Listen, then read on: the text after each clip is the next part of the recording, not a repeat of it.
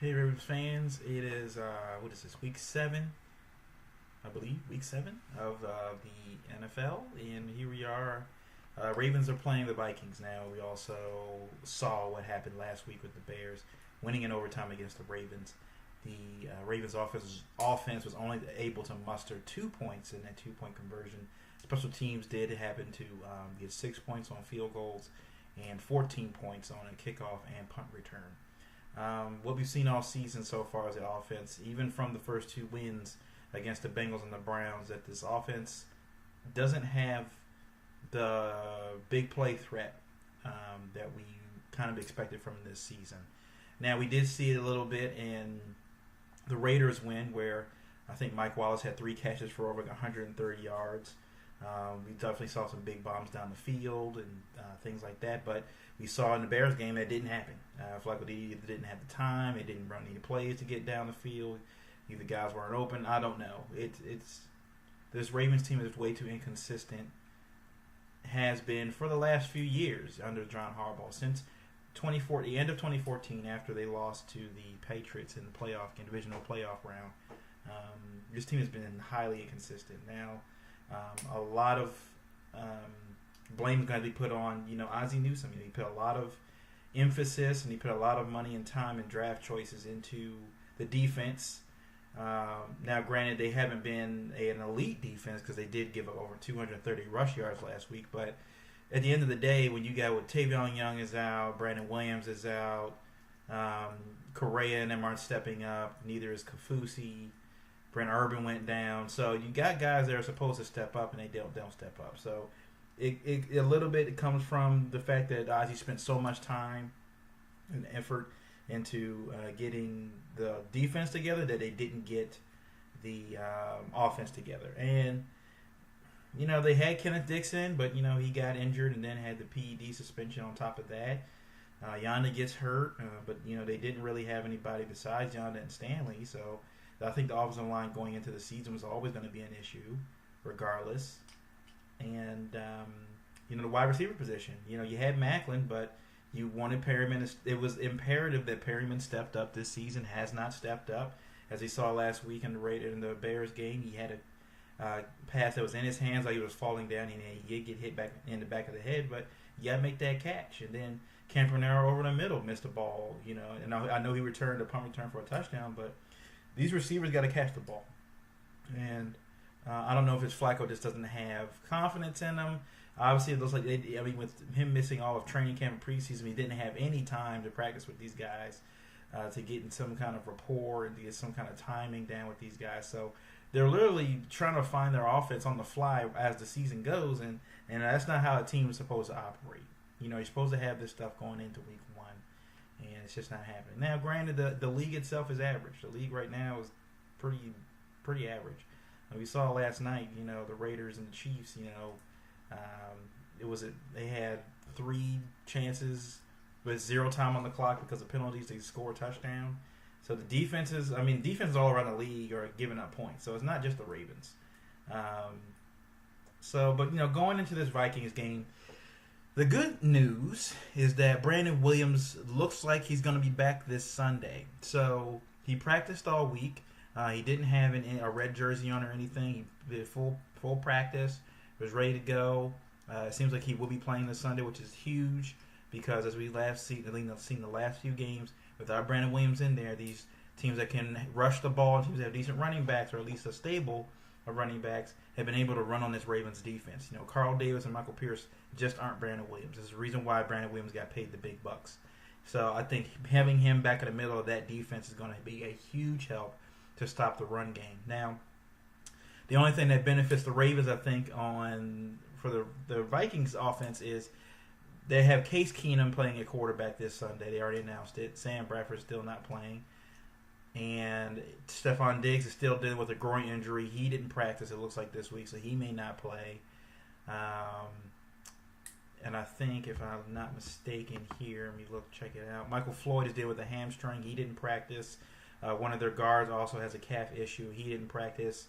And then Anthony Barr had a concussion last week, and so he didn't practice. So They have a few guys there that won't be playing, it seems like, on Sunday. So they're going to be very, very limited as far as home run talent is concerned, especially without Stephon Diggs. They don't really have a home run threat on offense. But that didn't stop the Bears from beating up on the Ravens. Let's remember, the Bears didn't have a home run threat either. Okay, but they still found a way to get to their tight ends for touchdowns. And their running backs, Tariq Cohen and Jordan Howard. So you still got Jared McKinnon. You know, it doesn't scare you, but he is a capable running back. But the key for this Ravens defense is they're going to have to stop the run. You know the Vikings are going to at least watch the tape of how the Bears played them and how the Steelers played the Ravens. So you know they're going to run the football. You know, the Ravens have to stop the run game and force this Vikings offense to be a passing offense and allow guys like Jimmy Smith, Marlon Humphrey, and the safeties to try to make plays in defense and get some tip balls and try to force some turnovers. That's the only way I see the Ravens scoring points in this game. Now, granted, you go to the Ravens offense side, the Vikings defense, even without Anthony Barr, is still pretty good. They still got Harrison Smith back there. I forgot the cornerback's name that they have. But the Ravens offense against the Bears defense, especially the Bears secondary, was incapable of getting anything done.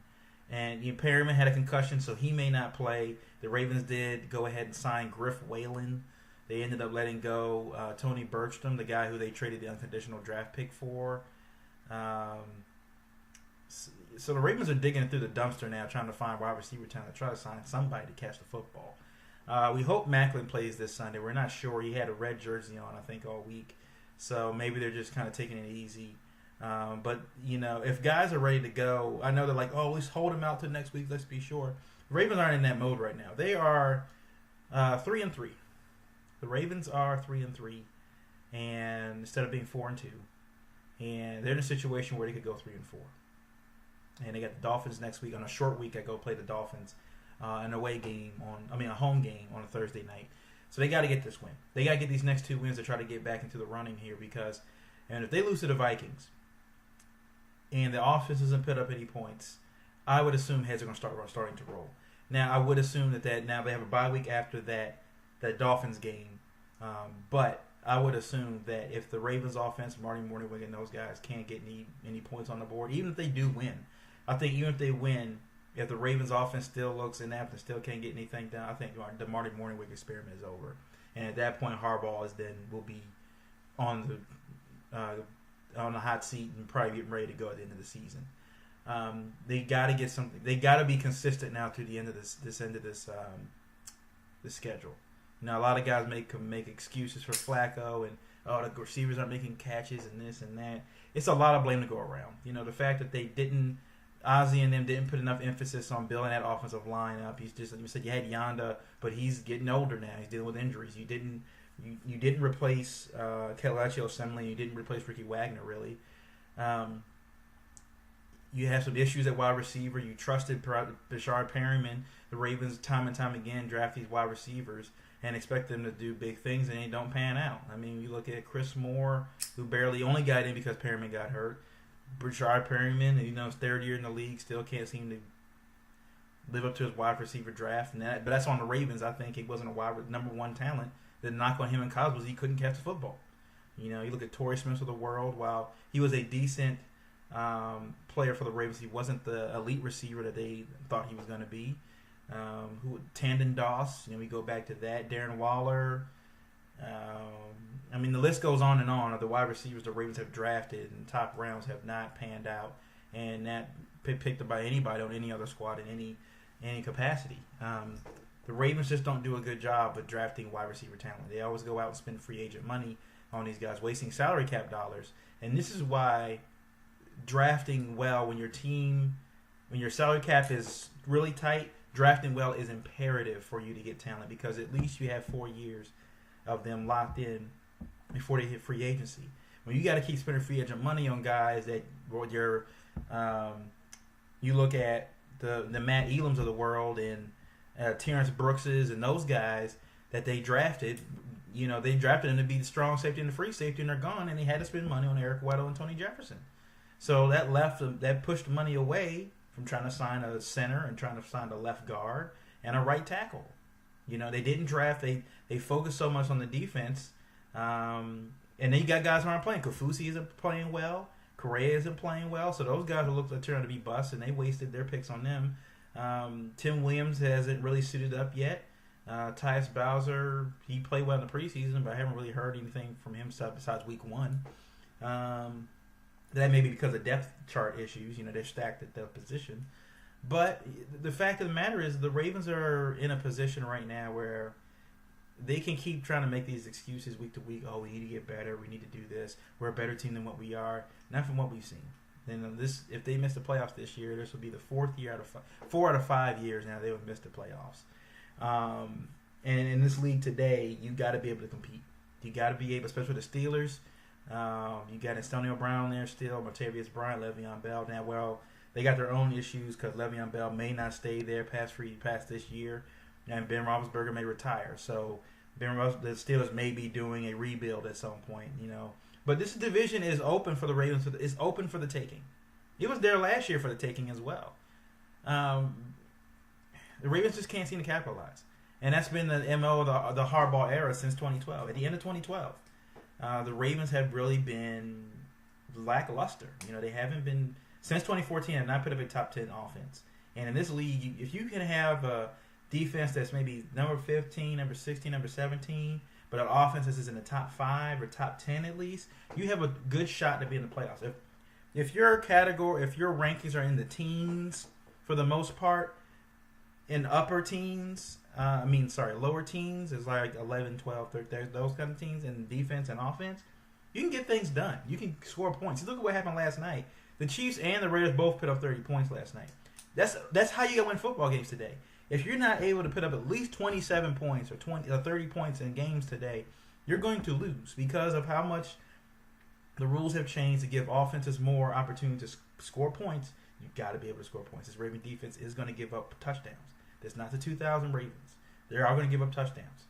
Okay, I don't even think they got a sack last week on Mitchell. I think they got 1 sack last week on Mitchell Trubisky, but he was able to sit back there for the most part. Threw 8 passes, I think. He was like 8 for 16 or something like that. But he threw 2 touchdowns.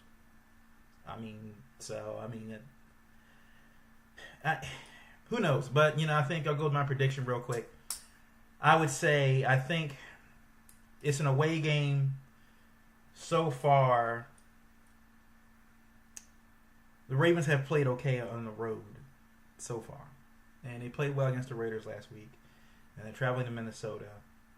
They know that what's at stake right now with them going, hopefully going 4-3.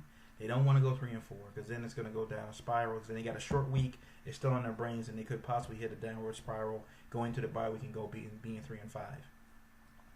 And they got to know they got to get a win this week. I'm pretty sure that Marty Morningwig is on the hot seat. I'm pretty sure he's been told. I know Bashotti and them have said he's doing a great job and all this other stuff. But behind closed doors, I'm pretty sure that Marty Morningwig and Harbaugh on a short leash right now. So I would say the Ravens win this one close. It's a low-scoring game. I don't think any of these offenses, Vikings or Ravens, are going to be any kind of explosive at all. So I think the score is going to be 13-10 Ravens. I think it's going to be a field goal kicking game. I think the only touchdown, honestly, comes from the defense. I think either the defense sets up the offense in the red zone, or it's one of those pick sixes or fumble recovers for a touchdown, or even special teams. Special teams or defense, I think, win this game for the Ravens, and they rely on the leg of Justin Tucker to get in field goal range to kick field goals. So I think the Ravens win 13-10. Another ugly football game, and I think it will end up spelling the end of Marty Morningwig. And it will be, the fourth coordinator fired under the Harbaugh era while he's been there. So I think trusting Harbaugh and his decision-making when it comes to picking coordinators, minus Jerry Rossberg at this point, definitely has to come into question. So regardless of what happens in this game, I think it's the end of Marty Morningwig. I think by week 8 he'll be fired. By that bye week, he'll be gone. So 13-10 Ravens. Defense gets some turn. Defense steps it up this week. They get some turnovers against Case Keenum. I think they'll make him make mistakes. With Brandon Williams back in the game, hopefully back in the middle of that line. So I think they get pressure on the run, force them to become one-dimensional. I think the Ravens offense will be efficient enough to get into the areas for Justin Tucker to kick field goals. I just still think they struggle this week. So that's my pick right now. So please subscribe at the bottom of the video, and I look forward to do my live from the hammocks on Facebook and during the halftime and post game as well. So, and I'll be posting an article as well later on for the athleteshub.com. And that's it. So we'll see you guys next week. Go Ravens.